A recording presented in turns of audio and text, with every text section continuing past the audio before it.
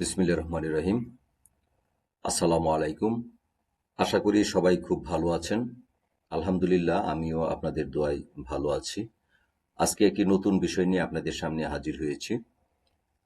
তা হলো e-GP টেন্ডারিংয়ে DPM পদ্ধতিতে অর্থাৎ ডাইরেক্ট প্রকিউরিং মেথডে কিভাবে টেন্ডার প্রিপারেশন করতে হয় আমি তা দেখাবো। আশা করি পুরো ভিডিওটি জুড়ে আপনারা আমার সাথেই থাকবেন। একটু সময় বেশি লাগলেও তাহলে শুরু থেকে শেষ পর্যন্ত কিভাবে ডিপিএম পদ্ধতিতে টেন্ডার পাবলিশ করতে হয় আশা করি আপনারা একটা পরিপূর্ণ ধারণা পেয়ে যাবেন এবং আপনাদের প্রতিষ্ঠানের টেন্ডারগুলো আপনারা প্রিপারেশন করতে পারবেন খুব সহজেই।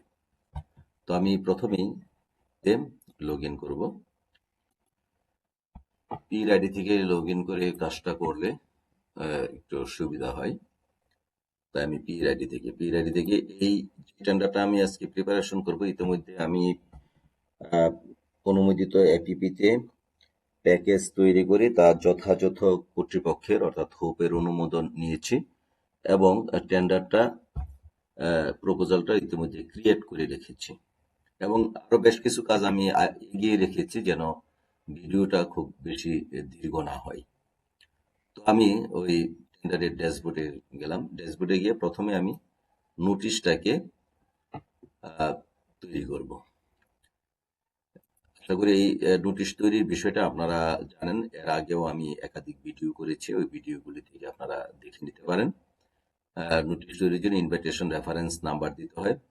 এই নাম্বারটা আমি দিয়ে রেখেছি এবং এই ডাটাগুলি ইতিমধ্যে আমি তৈরি করে রেখেছি। এখানে tender proposal publication date and time, tender proposal last selling date and time, তারপর tender proposal meeting start date and time, tender proposal meeting end date and time. এই জায়গায় একটু সমস্যা হয়, অনেকের বুঝতে অসুবিধা হয়, যার জন্য নোটিশটা সাবমিশন নেয় না। সেটা হলো যে টেন্ডার প্রপোজাল মিটিং এর স্টার্ট এবং ইন্ড এর মধ্যবর্তী সময়টা হবে যতদিন টেন্ডারটা লাইভে থাকবে তার মিনিমাম 1/3 সময়। সেই 1/3 সময়টা হিসাব করে আপনারা বসিয়ে দিবেন।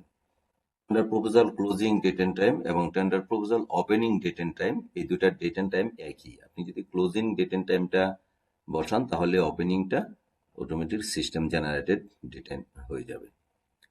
তারপরে এখানে কিছু ডাটা আছে, ইলিজিবিলিটি অফ টেন্ডারার্স, তারপরে description of good and related service, এটা আমি লিখে দিয়েছি। Location, tentative start date, tentative end date বা কমপ্লিশন ডেট, এগুলো দিয়ে আমি টেন্ডারটাকে সাবমিট করে দিয়েছি। তারপর আমার যে কাজটা করতে হবে, কনফিগার করতে হবে। কনফিগার কি ইনফরমেশন, এখানে আপনাকে শুধুমাত্র একটা জিনিসই বলবে, সেটা হলো আপনি ক্লারিফিকেশন চান কিনা। আমি যেহেতু ক্লারিফিকেশন নিচ্ছি না এই টেন্ডারে, এই জন্য আমি ক্লারিফিকেশনটা নো দিয়ে রেখেছি। আমি এখন ইভালুয়েশন কমিটি গঠন করব। ইতিমধ্যে আমি ইভালুয়েশন কমিটি গঠন করে রেখেছি। এই টেন্ডারের আর্থিক মান অনুযায়ী 5 জন সদস্য হবে। 5 জন সদস্যের মধ্যে একজন হবে বহিঃসদস্য অর্থাৎ আদার মিনিস্ট্রি থেকে। সেভাবে আমি এই ইভালুয়েশন কমিটিটা গঠন করেছি। ইভালুয়েশন কমিটি গঠন করার পরে আমাকে যে কাজটা করতে হবে, এটা ওয়ার্ক ফ্লো তৈরি করতে হবে। এই কমিটিটা অনুমোদনের জন্য একটা ওয়ার্ক ফ্লো তৈরি করতে হবে। যেটা এই contract approving authority board of director, সেই জন্য আমি এই কমিটিটাও বোর্ড অফ ডিরেক্টর অর্থাৎ কনসার্ন সেই অথরিটি কমিটিটাকে অ্যাপ্রুভ করবে। সেই জন্য আমি সেই হিসেব করে আমাদের প্রাতিষ্ঠানিক রুলস অনুযায়ী আমি রিভিউয়ার দিয়ে এই ওয়ার্ক ফ্লোটা তৈরি করছি।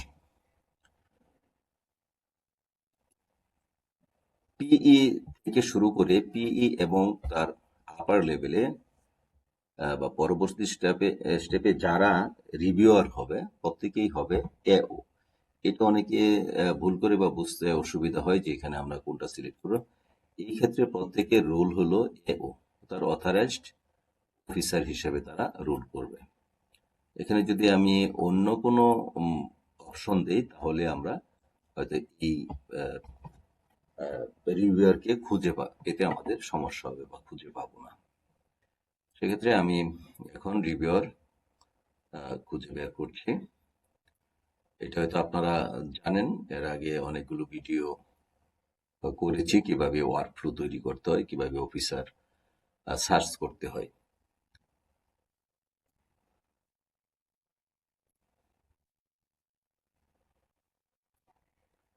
আমি সিসিজিবিতে গেলাম, ক্যাবিনেট ডিভিশন আমার মিনিস্ট্রি।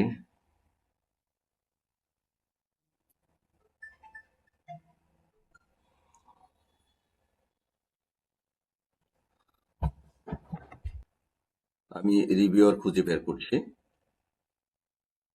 এটা প্রত্যেকেরই তার নিজস্ব প্রাতিষ্ঠানিক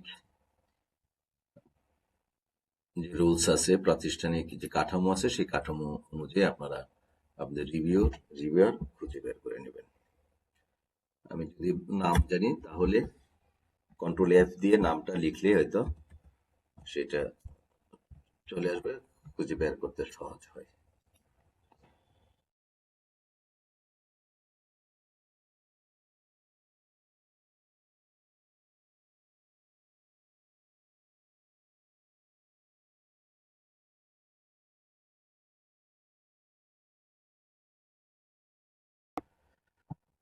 যে আমার রিভিউয়ার সিলেক্ট করা হয়ে গেছে, এখন আমি এটা সাবমিট দিয়ে দেব।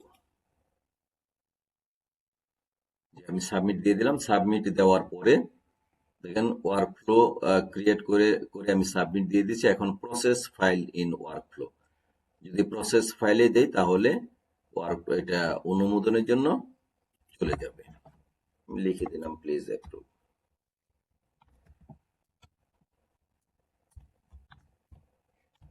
Please approve the TC.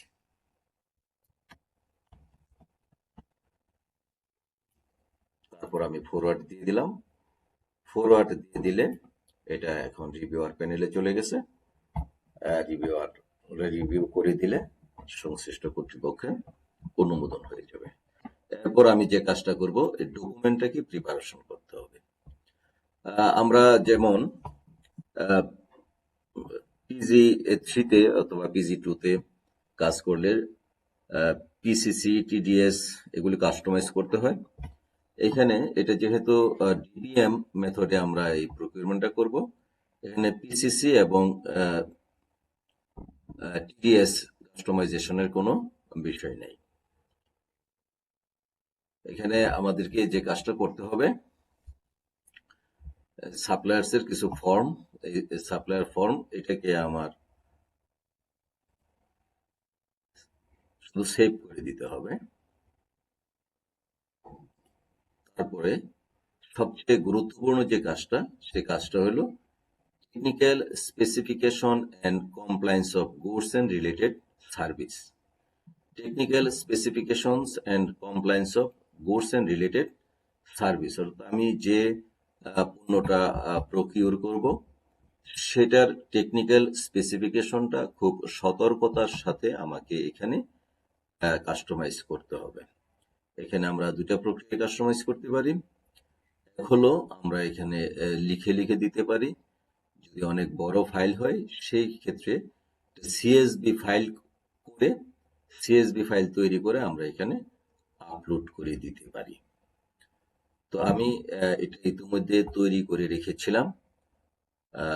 সেই জন্য তৈরি করে রেখেছিলাম আপনাদের সুবিধার্থে, যেন ভিডিওটা খুব বেশি লম্বা না হয় এবং আপনাদের ধৈর্যচ্যুতি না ঘটে। যেন আমি যে প্রোডাক্ট বা যেগুলি ক্রয় করব সেইগুলির স্পেসিফিকেশনটা আমি এখানে আগে থেকেই আপলোড করে রেখেছি, আপনারা দেখতে পাচ্ছেন। এই তারপর এটা আপনারা সেভ করে দেবেন। সেভ করে দেওয়ার পরে তারপরে আমাকে যেতে হবে price and delivery schedule of goods. এখানে প্রাইস এন্ড ডেলিভারি শিডিউলটাকে আমাকে তৈরি করে দিতে হবে। আমি যে গুডসগুলি ক্রয় করব এখানে পুরো স্পেকটা দেওয়া দরকার নেই, শুধু আমি প্রোডাক্টের নামগুলি লিখে দিব। যে পণ্য আমি ক্রয় করব সেই প্রোডাক্টের নামগুলো আমি এখানে লিখে দিব। তারপরে এটা খুব সহজ একটা ছক। এখানে আপনার যদি আরো ছক প্রয়োজন পড়ে এখানে অ্যাড করতে পারবেন, এবং যদি এটা আহ, অতিরিক্ত বেশি অ্যাড হয়ে যায় তাহলে আপনার এটা সিলেক্ট করে ডিলিটও করে দিতে পারবেন। যদি আরো অর্থাৎ কমানো বাড়ানো, এটা প্রোডাক্টের পরিমাণের উপরে আহ, নির্ভর করে আপনারা কম বেশি করতে পারবেন। তো আমি যে প্রোডাক্টগুলি পারচেস করব সেগুলো এখানে এন্ট্রি করে রেখেছিলাম আগেই। Single phase smart prepayment energy meter, outdoor type. Measurement হলো, ইউনিট হলো নোস। আমি সংখ্যাটা দিয়ে এই পর্যন্ত। টিইর কাজ হলো ডেলিভারি পিরিয়ড, এই পর্যন্ত পিই ইউজারের কাজ। তারপরের কাজটুকু করবে টেন্ডারার, যিনি টেন্ডারটা সাবমিট করবেন। আমরা সেটা এখানে সেভ করে দেব। এরপর আমাকে যে কাজটা করতে হবে, এখানে একটা কথা বলে রাখি, অনেক গুরুত্বপূর্ণ কিছু প্রোডাক্ট থাকে, হাই ইঞ্জিনিয়ারিং অনেক কিছু স্পেসিফিকেশন থাকে, যেটা technical specification, compliance and goods and related service. ওইখানে ডিটেল সবকিছু লিখার মতো স্পেস থাকে না। সেই জন্য এখানে আমরা শুধু জিটিপিটা দিয়েছি। জিটিপিটা দিয়েছে, আর ডিটেল যত স্পেক এবং আদার্স যত ডকুমেন্টস এবং যত তথ্য আছে সব কিছু আমরা এখানে আপলোড করব। এখানে যখন আমরা আপলোড করব, আপনারা দেখতে পারেন এখানে আপলোড আমরা ম্যাক্সিমাম 2 MB ফাইল আপলোড করতে পারবো। এই জন্য আমরা, যদি অনেক বড় ফাইল হয় সেটাকে ভেঙে ভেঙে ভেঙে ভেঙে একাধিক ফাইল করে তারপর সেটাকে 2 MB তে কনভার্ট করে আমরা এই ফাইলগুলো এখানে আপলোড করে দেব। তারপর আমাকে যে কাজটা করতে হবে, গ্র্যান্ড সামারি ক্রিয়েট করতে হবে। গ্র্যান্ড সামারি ক্রিয়েট করার সময় এখানে দেখেন দুইটা অপশন আছে, price and delivery schedule of for goods, আর হলো price and delivery schedule for related service. যদি আপনার প্রকিউরিং যে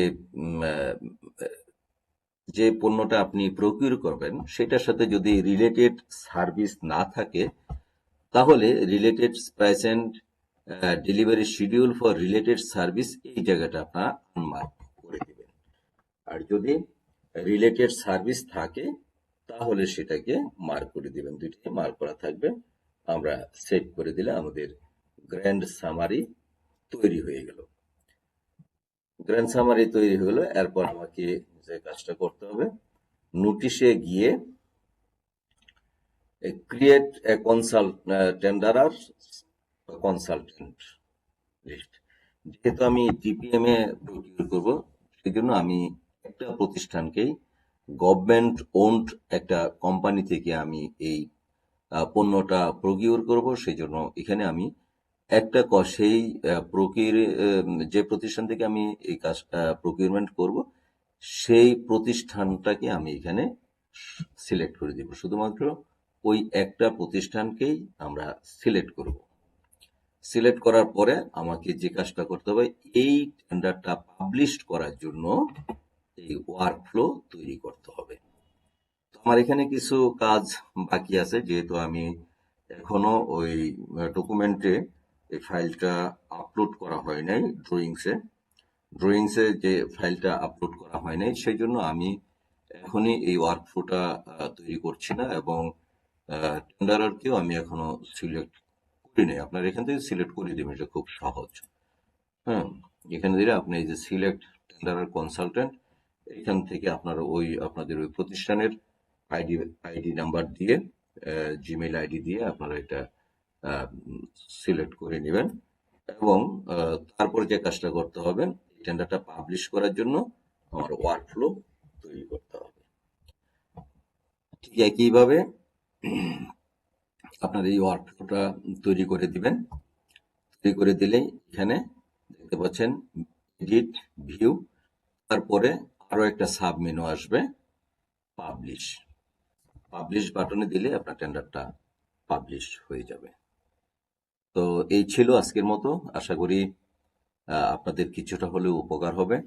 ভবিষ্যতে আরো এরকম ভিডিও দেখতে চাইলে আপনারা অনুগ্রহপূর্বক আমার চ্যানেলটিকে সাবস্ক্রাইব করে নোটিফিকেশন বারটি অন করে রাখবেন। ধন্যবাদ সবাইকে। আসসালামু আলাইকুম।